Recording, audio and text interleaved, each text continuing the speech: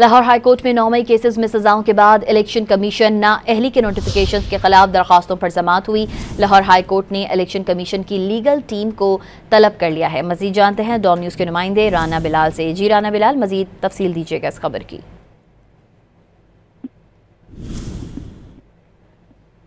बिलाल, आपको आवाज़ आ रही है?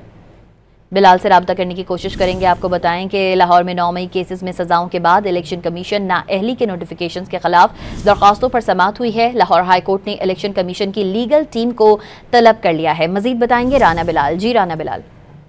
जी देखिए, 9 मई केसेस में सजाओं के बाद ईसीपी की नाअहली के नोटिफिकेशन के खिलाफ दरखास्तों की लाहौर हाईकोर्ट में समाअत हुई है और अदालत ने इलेक्शन कमीशन की लीगल टीम को आज दोपहर 1:30 बजे तलब कर लिया है। लाहौर हाईकोर्ट के जस्टिस खालिद इसहाक ने मोहम्मद अहमद चट्टा और अहमद खान बचर समेत जुनैद अफजल शाही और दीगर की दरखास्तों पर समाअत की। दरखास्त गुजारों के वकील शहजाद शौकत ने मौका इख्तियार किया कि इलेक्शन कमीशन ने सुने बगैर उनकी नाअहली का नोटिफिकेशन जारी कर दिया है। 63A के तहत उम्मीदवार को सुनकर नाअहली का नोटिफिकेशन या उसका फैसला किया जाना होता है।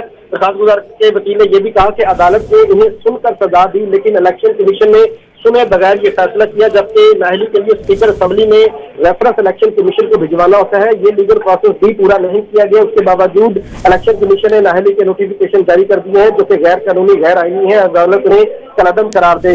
अदालत की जानिब से जो इलेक्शन कमीशन की लीगल टीम है, उन्हें आज दोपहर 1:30 बजे तलब किया गया है। अब 1:30 बजे दोबारा दरखास्तों पर समाअत होगी। राना बिलाल अपडेट कर रहे थे, आपका शुक्रिया।